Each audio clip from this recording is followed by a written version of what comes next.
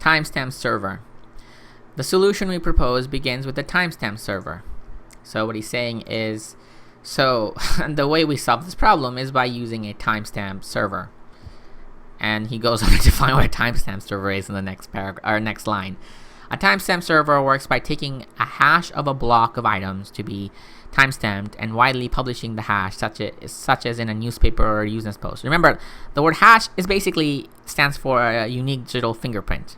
So what he's saying is, a timestamp server works by taking the unique digital fingerprint hash of a group of stuff and widely publishing this unique fingerprint of the stuff everywhere, like maybe in a newspaper or a Usenet post.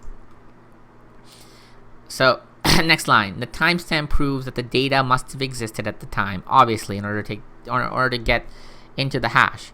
So the timestamp proves that whatever we took the unique fingerprint of existed at the time we took its fingerprint. So say we took the unique fingerprint of a bunch of cats.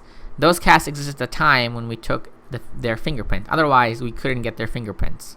Does that make sense? I hope it makes sense. It makes sense to me. Each timestamp includes the previous timestamp in its hash, forming a chain with each additional timestamp reinforcing the ones before it. So each timestamp contains the previous timestamp in its fingerprint, its hash. So each additional timestamp reinforces the one before it. So to better understand all of this, we will use cats. Duh, cats are awesome.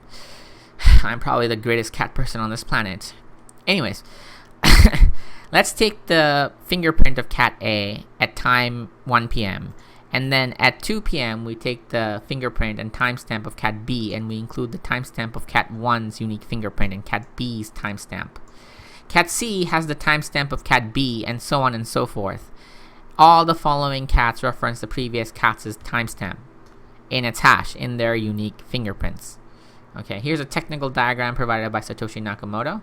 So here's the hash, and here's another hash.